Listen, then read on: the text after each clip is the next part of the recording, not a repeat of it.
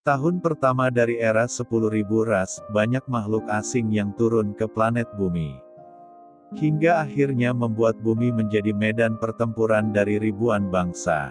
Pada awal peperangan, meskipun ada manusia yang memiliki kekuatan luar biasa, namun jumlahnya sedikit dan kekuatannya tidak mencukupi, sehingga dengan cepat manusia kalah.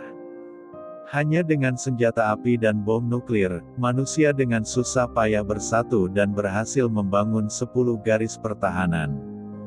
Dalam 10 tahun, 2 dari 10 pertahanan manusia telah hancur, dan kekalahan umat manusia semakin memburuk dengan cepat. Di tengah keputusasaan, manusia hanya bisa bertarung sampai mati, melawan berbagai serangan dari para monster.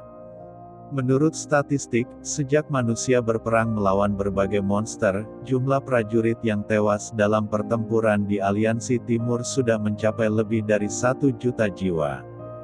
Sekarang, dengan persediaan senjata api yang semakin berkurang, dan peningkatan jumlah individu yang memiliki kekuatan super, manusia mulai bergantung pada pasukan korps para individu yang memiliki kekuatan super untuk mengatasi medan pertempuran. Untuk merebut kembali tanah air, serta kelangsungan hidup umat manusia, maka harus terus memperluas skala pasukan dan terlibat dalam peperangan. Sehingga, selama 10 tahun berperang melawan berbagai monster, rekrutmen terbesar dalam sejarah dimulai. Di salah satu titik kota industri perbatasan utara kota Y, di Aliansi Timur. Diperlihatkan seorang pria tua yang berdiri di sebuah panggung dengan beberapa foto orang-orang di belakangnya. Dia adalah seorang veteran mayor. Kemudian dia berkata, "Di belakang saya adalah daftar nama-nama yang gugur di garis depan, yang dikirim bulan lalu. Mereka adalah teman dan keluarga kita, mereka adalah saudara-saudara kita, mereka adalah pahlawan kita," teriaknya penuh haru. Hingga membuat orang-orang tergoyahkan hatinya dalam kesedihan. Beberapa bulan lalu, garis pertahanan ke-9 telah jatuh. Jika para monster terus menembus pertahanan, kota Y akan menjadi sasaran utama. Kita sudah tidak punya jalan lain. Sekarang, Aliansi Timur akan mengumpulkan jutaan individu yang memiliki kekuatan luar biasa, untuk melawan berbagai monster. Bagaimana seharusnya generasi muda kota YE bertindak? Ucapnya lantang dalam keheningan. Lindungi tanah air kita, lindungi gunung dan sungai kita. Ucap salah satu orang dengan penuh haru. Seketika, semua orang dipenuhi amarah dan semangat akan balas dendam. Bergabunglah dengan militer, bergabunglah dengan militer, ucap mereka menggema memenuhi kota Y. Kemudian orang-orang berkumpul menuju tempat pendaftaran. Aku ingin bergabung dengan militer, aku ingin ke garis depan membasmi musuh. Hancurkan mereka berkeping-keping. Namun, dari sekian banyaknya orang yang diliputi amarah, ada seorang pria yang tetap tenang menanggapi hal itu semua. Dia adalah Nan Ziying, sang tokoh utama. Setelah beberapa waktu berlalu dalam pendaftaran, kini tiba giliran Nan Ziying. Seorang petugas berucap, "Nama Nan Ziying, dari kota Y, berusia 20 tahun belum mengalami awaken. Saat ini sedang belajar di jurusan arsitektur Universitas Industri Kota Y. Apakah kau memilih bergabung dengan militer dan pergi ke garis depan?" "Tidak, aku memilih tinggal di garis belakang dan menjadi seorang prajurit logistik," jawab Nan Ziying dengan mantap. Apa ini?" Sang petugas merasa tak percaya mendengar jawaban Nan Ziying. "Tidak mungkin kan?" Dia bilang tidak akan pergi ke garis depan. Semua orang merasa terkejut, karena ada seseorang yang tidak mau pergi ke garis depan bertarung dengan penuh kebanggaan melawan para monster. Sedangkan di garis belakang hanya diisi oleh wanita, anak-anak, dan lansia yang mengurus bagian logistik. Timbul berbagai persepsi tentang si pengecut Nan Ziying yang takut akan kematian. Salah satu petugas berucap meyakinkan, "Nan Ziying, dirimu sehat dan memiliki prestasi akademik yang baik. Saat ini, dengan kebutuhan tenaga kerja di garis depan yang semakin mendesak, mengapa kau memilih untuk mundur? Kekacauan yang ditimbulkan berbagai monster yang membantai sesama kita, apa kau lupa dengan hal itu? Aku tidak pernah lupa, tapi inilah pilihanku, jawab Nanzi Ying tak tergoyahkan dengan pilihan yang sama. Sehingga mulai menimbulkan berbagai amarah dan keributan. Tetap tenang, interupsi seseorang menghentikan mereka semua. Kemudian dia berkata, bergabung dengan militer tidaklah dipaksa tapi bergantung pada pribadi dan rasa tanggung jawab individu. Kau bisa memilih untuk tinggal di garis belakang, prestasi yang sangat bagus tapi sayang sekali. Ucapnya pasrah membaca berkas informasi Nanzi Ying. Ambillah rapormu dan pergilah. Perintah mayor veteran. Kemudian Nanzi Ying pergi tanpa berkata-kata, menerima berbagai cemooh dan cacian yang dilayangkan kepadanya. Jangan biarkan aku melihatmu lagi, Cih. Dasar pengecut. Teriak amarah seseorang menunjuk kepergian Nanzi Ying. Keesokan harinya, terlihat berbagai unit pasukan pergi menjauh dari gerbang kota Ye. Kita pasti menang, ucap seseorang penuh ambisi, tanpa tahu nasib buruk apa yang akan menimpa mereka. Melindungi rumah dan negara, keutamaan tertinggi. Teriak mereka penuh keyakinan, yang kepergiannya diantar oleh orang-orang dari garis belakang dengan penuh harap. Namun, tanpa ada yang menyadari, di salah satu gang, berdiri Nanzi Ying yang memperhatikan mereka semua dari kejauhan. Kemudian ponsel Nanzi Ying bergetar. Dia melihat berita terbaru di sana. Yang pertama adalah medan perang berbagai bangsa, pertempuran terbesar dalam sejarah Aliansi Timur. Dan berita kedua membuat Nanzi Ying sedikit terganggu. Di sana tertulis, seorang calon baru di kota Ye menolak bergabung dengan militer. Ya, seseorang yang ditunjuk dalam berita itu adalah Nanzi Ying sendiri. Berbagai komentar cacian tertulis di sana, dan komentar terakhir bertuliskan penakut. Para pahlawan garis depan sedang memikul beban untukmu.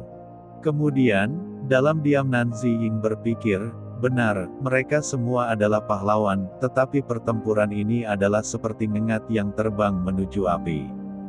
Manusia yang mengumpulkan jutaan pasukan telah meremehkan kekuatan para monster.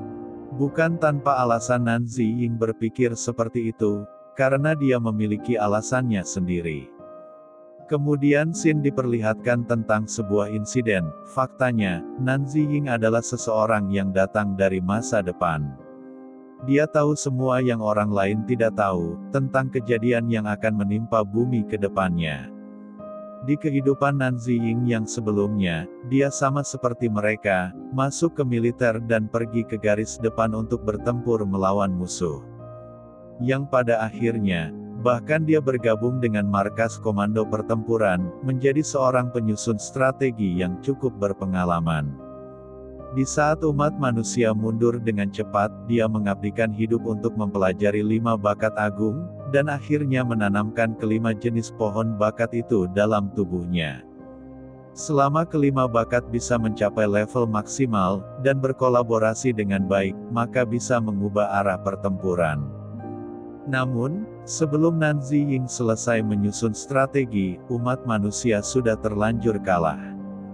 Dan Nanzi Ying, pada akhirnya mati di tangan makhluk paling kuat. Aku tidak bisa menerima semua ini. Jika aku bisa menyelesaikannya, aku bisa melindungi umat manusia. Ucap Nanzi Ying di akhir hidupnya. Namun, mungkin karena keinginan Nanzi Ying yang kuat, atau karena takdir, dia bereinkarnasi.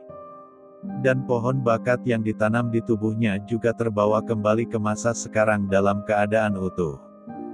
Kemudian diperlihatkan berbagai kemampuan pohon bakat. Bakat pertama adalah pohon bakat taming, memiliki kemampuan mengumpulkan dan mengendalikan binatang-binatang buas, dan meningkatkan kekuatan mereka. Bakat kedua adalah pohon bakat elemental, menciptakan mantra terlarang yang melibatkan elemen-elemen air, api, angin, dan petir. Semakin banyak elemen yang digunakan, semakin kuat mantra terlarangnya. Bakat ketiga adalah pohon bakat Asura, semakin banyak pembantaian yang dilakukan, semakin kuat peningkatan kelincahan diri. Setelah mencapai tingkat pembantaian tertentu, akan berubah menjadi raksasa pembantaian. Bakat keempat adalah pohon bakat formation. Berbagai macam formasi terus-menerus disusun dan digabungkan, dapat memberikan kekuatan yang tak terbatas. Bakat kelima adalah pohon bakat undead, menghidupkan kembali makhluk-makhluk mati di bawah tanah. Semakin besar pengorbanan, semakin kuat pemanggilannya. Meskipun membutuhkan banyak sumber daya dan waktu yang diperlukan untuk mengembangkan kelima bakat hingga level maksimal, kemudian menyusun strategi yang efektif. Nanziying yakin, walaupun sendiri dia bisa melawan semua musuh dan melindungi umat manusia. Namun dengan tingkat bakatnya saat ini, Nanziying tidak akan mampu melawan semua musuhnya. Cara terbaik saat ini adalah mendapatkan sumber daya yang besar. Kemudian Nanziying pergi ke sebuah bangunan trial ground di belakang garis kota Ye. Di sana banyak terdapat binatang buas mutan, yang biasanya digunakan sebagai tempat berlatih para pasukan militer. Namun bagi Nanziying, tempat itu adalah ladang sumber daya untuk meningkatkan bakat. Di sebuah halaman trial ground, terlihat beberapa orang yang sedang sibuk dengan pekerjaannya. Wang Yi, hati-hati. Jangan sampai terluka, ucap seorang perempuan yang nampaknya adalah seorang pengawas. Dia adalah Xiao Liu. Xiao Liu, tidak apa-apa, luka sekecil ini tidak masalah untukku, selagi tidak mengganggu pasokan, balas seorang wanita tua dengan rambut ikal yang bernama Wang Yi. Ya, sayangnya kita sudah tua. Bahkan pisau baja pun tidak bisa kita pegang lagi. Binatang-binatang buas mutan itu sungguh ganas, kita hanya bisa menghadapinya satu persatu dengan hati-hati. Keluh wanita tua satunya. Kemudian sebuah suara mengalihkan perhatian mereka, bolehkah aku membantu? Pemilik suara itu tidak lain adalah Nanziying. Halo, aku datang untuk berlatih di lapangan uji, aku bisa mengatasi binatang buas mutan untuk kalian. Ucap Nanziying mengutarakan tujuannya. Bagus sekali, ayo aku akan membawamu mengganti pakaian, ucap Xiao Liu menuntun Nanziying pergi. Memandang kepergian mereka berdua, wanita tua Wang Yi keheranan mengapa ada seorang pemuda yang datang ke lapangan uji, yang seharusnya semua pemuda sedang pergi dalam peperangan di garis depan.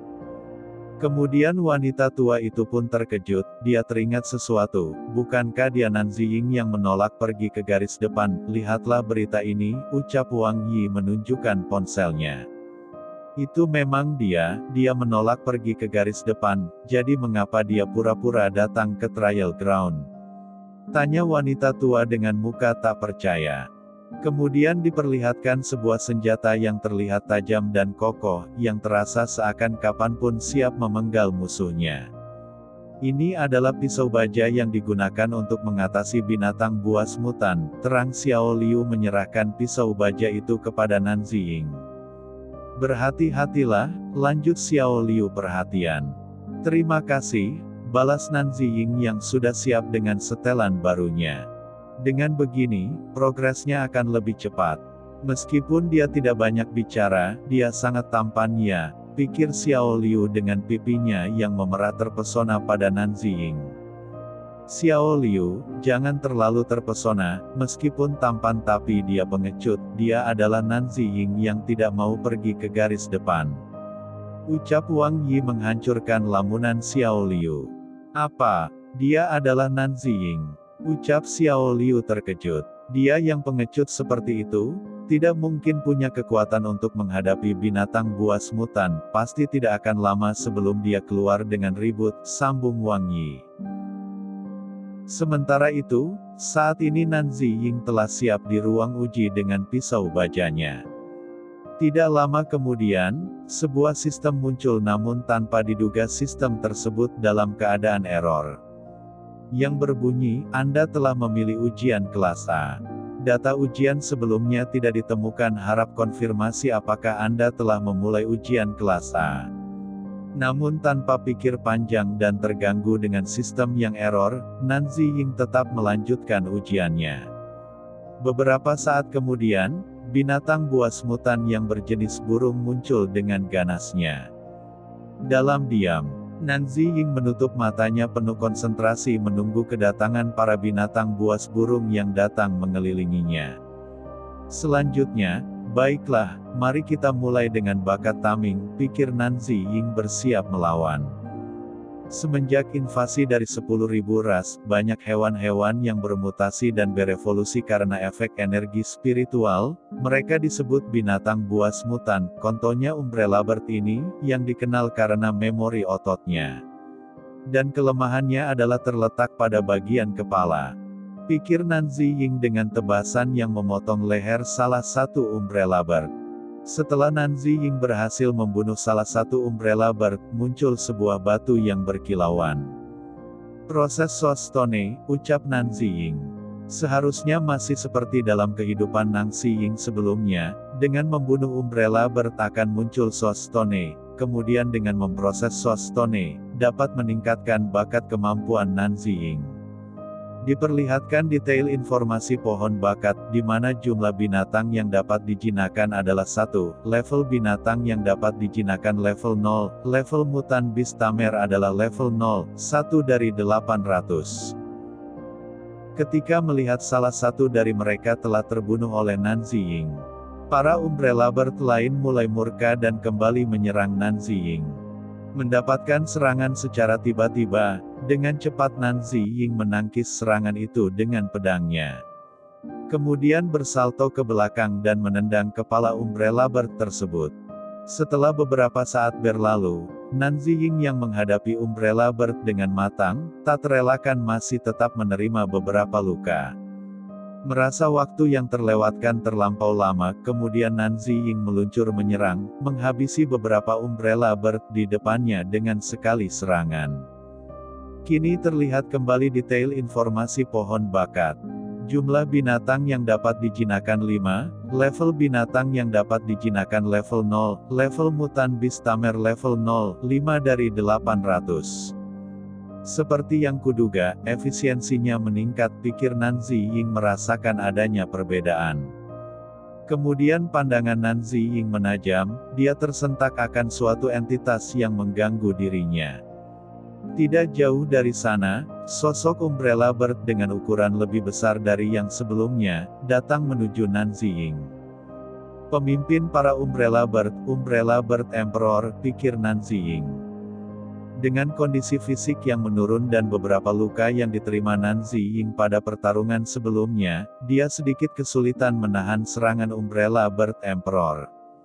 Kemudian Nan Ziying bergerak menghindar, dan menyerang kepala Umbrella Bird Emperor, namun serangan itu tidak mempan terhadap ketahanan Umbrella Bird Emperor. Ketahanannya ini, nampaknya meningkat dibandingkan apa yang kuingat di kehidupan sebelumnya. Kalau begitu, lagi, pikir Nan Ziying, kemudian kembali meluncurkan serangan dengan sekuat tenaga pada Umbrella Bird Emperor. Sementara itu, di lain tempat, sebuah pemberitahuan makan siang tak menggoyahkan dua orang wanita tua yang sedang menunggu nasib dari Nan Ziying dengan penuh curiga. Kemudian Xiao Liu datang menegur mereka berdua, kenapa kalian tidak menuju kafetaria, apa kalian akan makan di sini? Tanya Xiao Liu keheranan. Jangan mengkhawatirkan itu Xiao Liu, hari ini aku ingin melihat berapa lama dia bisa menahan sikapnya, ucap Wang Li dengan remeh. Aku bertaruh, dia akan segera menyelinap kabur. Garis depan telah dipukul mundur hingga ke garis pertahanan ke-8, kota Ye kita hanya berada di garis ke-5, hampir tidak ada bedanya dengan garis depan, ucap teman Wang Li penuh asumsi. Kemudian Wang Li dengan geram melanjutkan, kita tidak boleh membiarkan dia membuat masalah di sini. Tapi, ujian level A tidak jauh sulitnya dengan garis depan, cicit Xiao Liu pasrah. Secara tiba-tiba, sebuah pemberitahuan mengejutkan mereka bertiga, pemberitahuan, peserta ujian Nan Ziying telah menyelesaikan lantai pertama ujian level A. Kau mendengar itu? Masih berapa lama ini? Pernah melihat orang lain menyelesaikan ujian secepat ini? Pria itu pasti keluar ketakutan karena tidak mampu menyelesaikannya. Ucap Wang Li menghadap ke belakang meremehkan.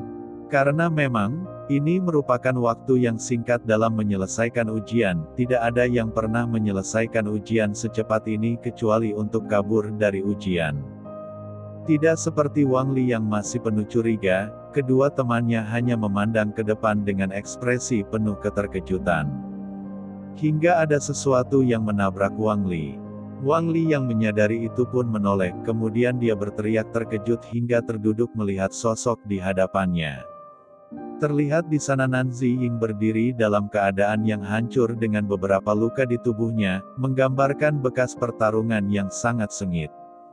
Kemudian pemberitahuan kembali muncul, peserta ujian Nanzi Ying, total membunuh 200, rekor baru untuk ujian tower lantai pertama. Bagaimana kau bisa berakhir seperti ini? Kau berhasil menyelesaikan lantai pertama. Ucap Wang Li tak percaya. Ya, aku menyelesaikannya. Tubuh dari binatang itu sudah dapat diproses sekarang. Ucap Nanzi Ying tanpa penjelasan lebih, kemudian pergi meninggalkan mereka. Baiklah, sekarang mari atur prosesnya, perintah Xiao Liu, memandang tumpukan mayat binatang buas. Ini terlalu banyak. Ucap Wang Li masih tak percaya dengan apa yang ada di depannya.